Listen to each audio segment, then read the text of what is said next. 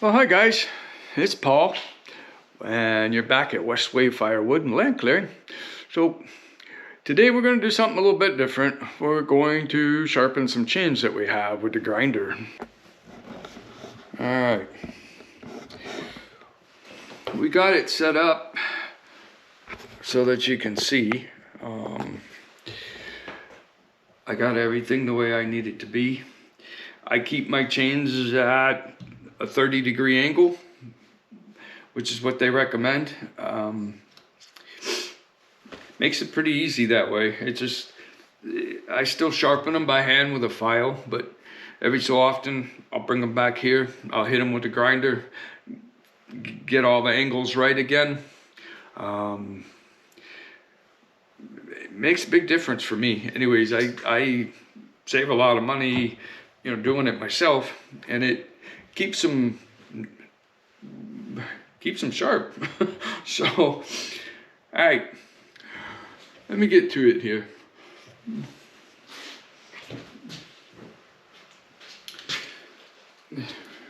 We got 3 chains.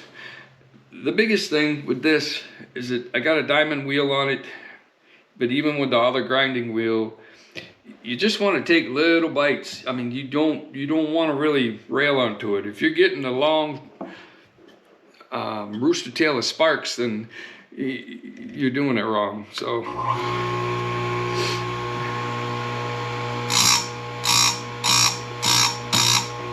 that's all there is to it.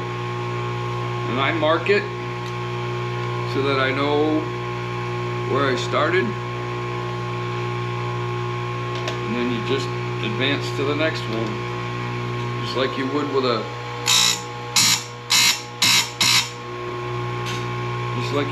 hand grinder or hand file. You may have to do it once or twice, but just take little bits at a time. Yeah, I mean, I equate it to using my file, the hand file. I mean, how much are you gonna take off with a hand file? So, you don't, like I said, you don't want to be in there grinding it off like you would with a regular grinder, because you'll ruin the tooth. And once you heat that tooth up, it'll lose all its hardness, and you're not gonna get anything back. So you gotta be careful with it, because you can really, you can ruin a chin easy with this thing. So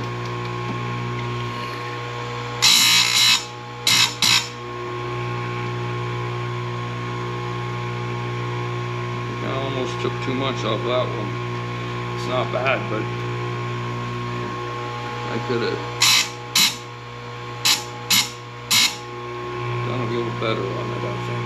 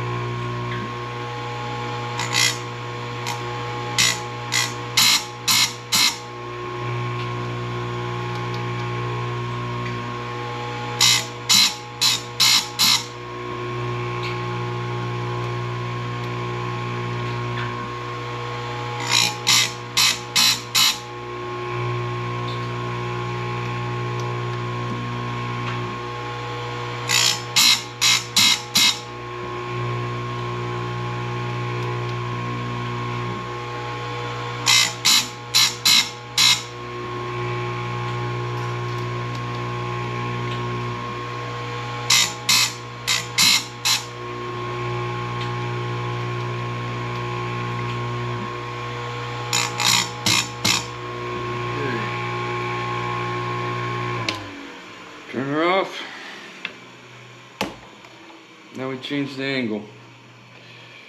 And we do the other side. Keep them at 30 degrees.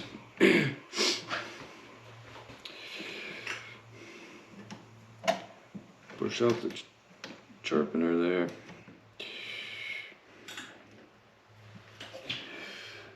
Make sure we're where we need to be.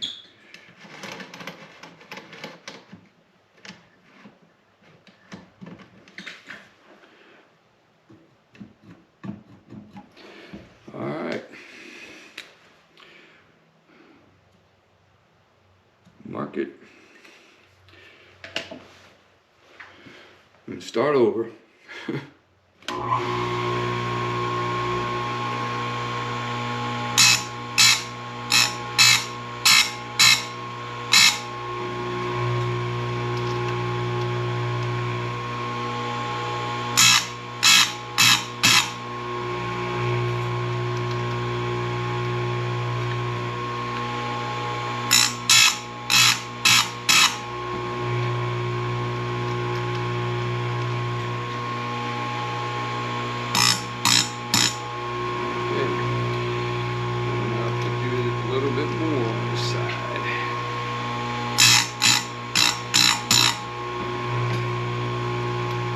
Doing it this way with the grinder, it brings all the teeth back to some uniformity, because I've been doing it a long time with the file, but I still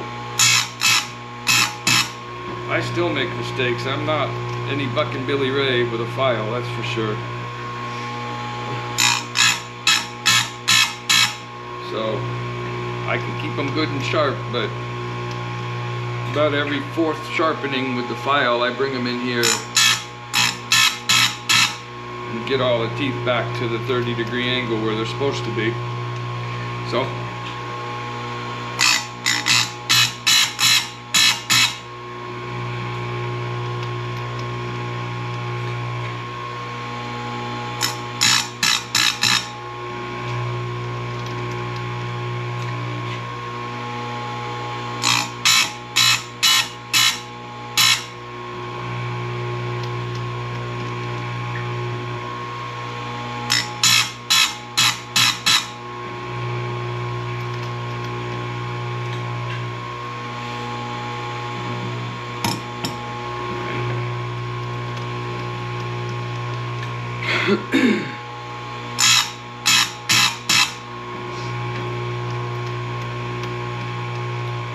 okay.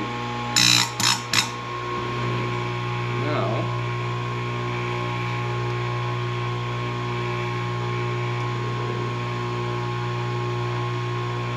take a little bit more off.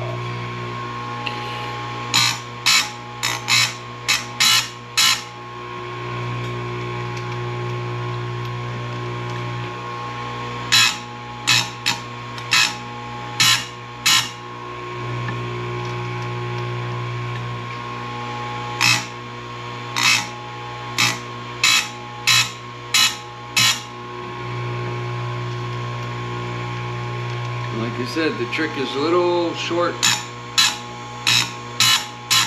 quick stabs at it. You don't want that giant rooster tail of sparks.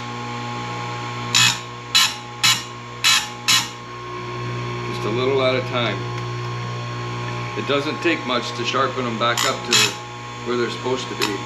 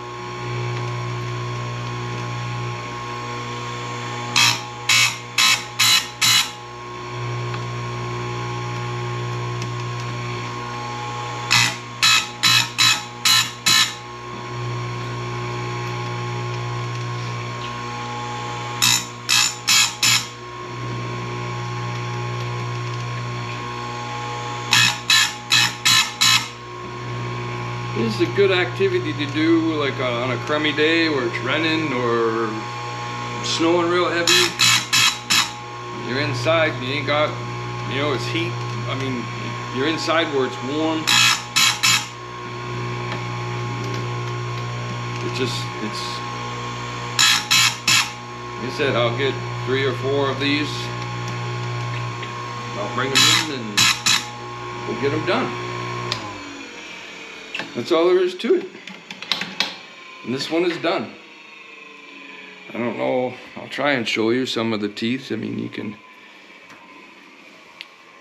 can see sort of how sharp they are. Let me see if I can show you. You can see, you know, it's sharp on the gullet, and they're nice and clean and straight. So that's one of them.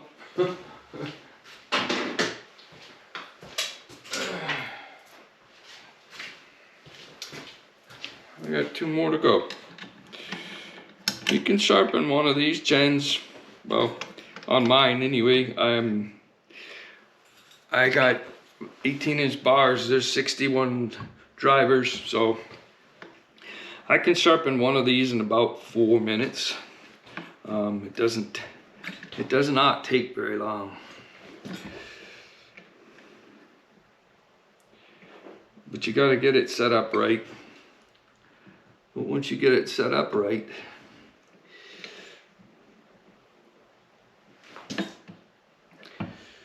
it won't take long at all. That's where most people make a mistake, is they'll try to cut too much at one time, and it's not. I mean, like I said, think of what you take off with your hand file. So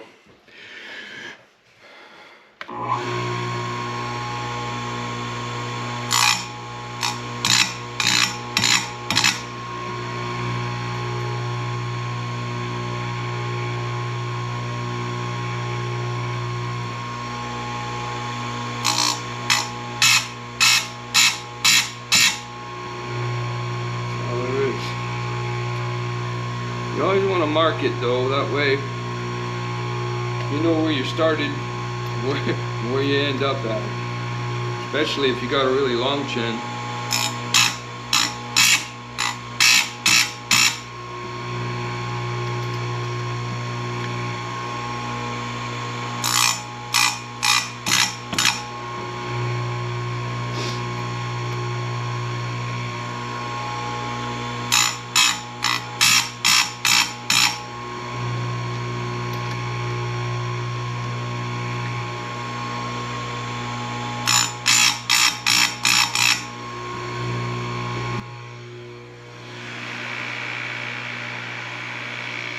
See if I can't show you this here.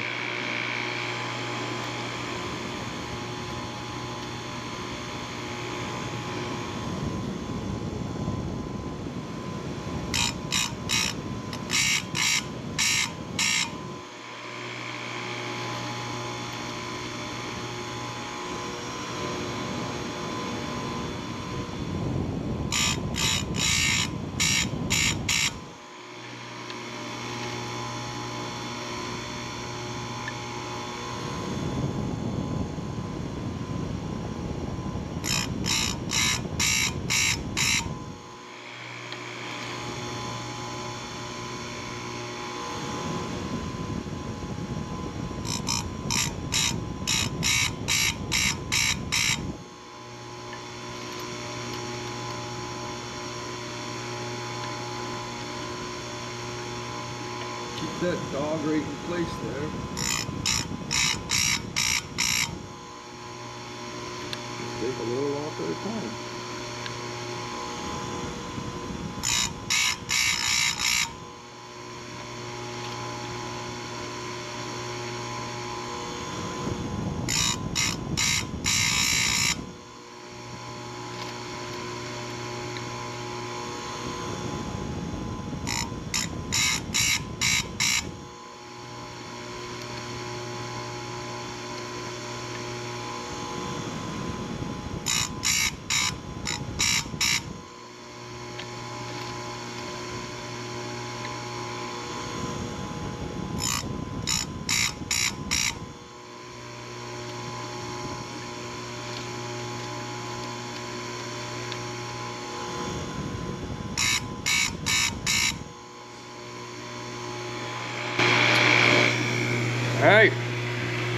that's one side.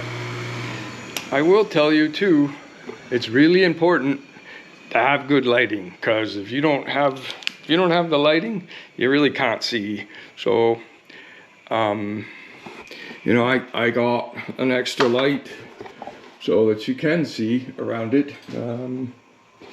It does make a big difference. It really does, if you got the right light. So you do, I won't say it's trial and error. I mean, you might ruin one gen if you start, but it's once you get it set up, it works really, really well. Then you just change your blocks there, but like I said, you can see how this works now. You know, when you step on it, it opens it up so that you can move your chain.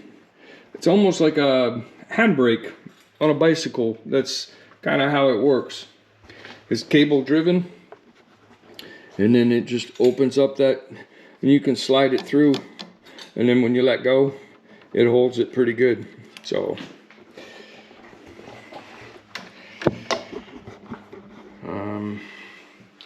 so now we're going to set it up to do this side.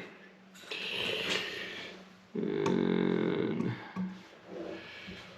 we'll move the lock and then bring it back, because we got the fine adjustment.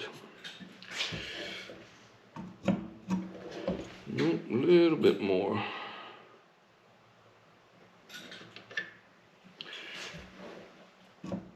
All right, here we go.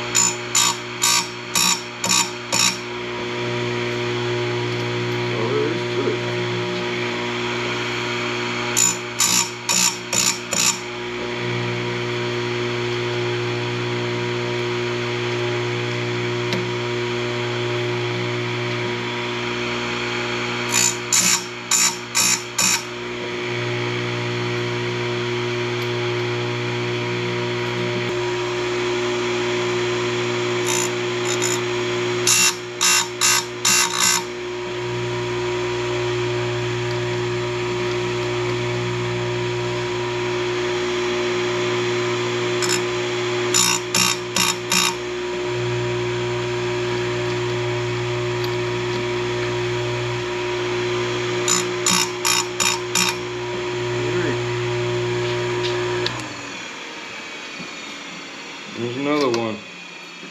So, like I said, it doesn't take that long. I mean, we got them all done. I mean, see if I can't show you some of it anyway. The lighting's not the best, but you should be able to see right down that throat. You can see, you know, they're sharp and all the angles are back to where they should be. All right.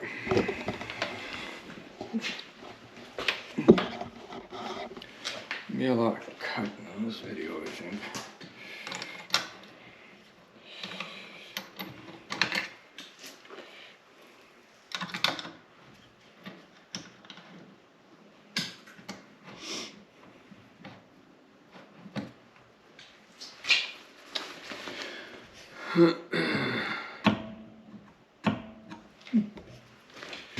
Let's do it.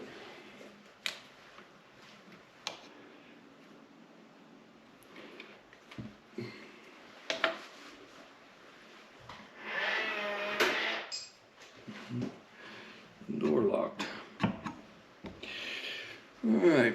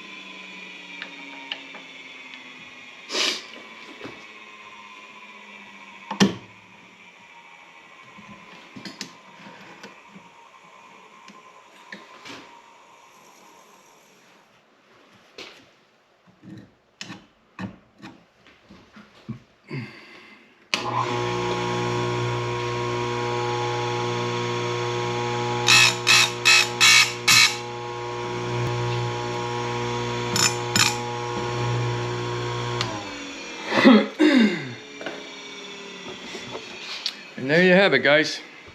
We just sharpened 3 chains in, I don't know, 15 minutes. So, but you can see they come out fairly decent. You know, all the teeth are straight like they're supposed to be. They're filed. All the angles are correct. So again, though, I really do like this foot operated control, because the others, they have the handle over here and you have to literally open the handle, move the chain, close the handle. It's a little time consuming. So if you do a lot of them, it's worth looking into getting that foot operated pedal there. So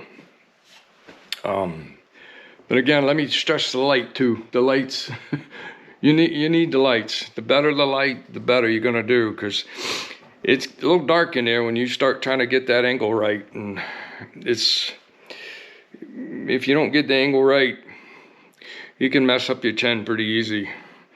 And you want to take little bites. You don't want no giant rooster tail spark line coming out. So, but that's about all there is to it. I mean, you can do a lot of sharpening in no time at all. So I'll get 3 or 4 of them and bring them in there. I'll get them done.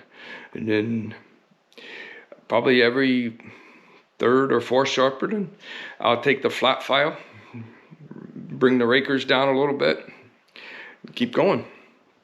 So it's really, well, that's about all I got.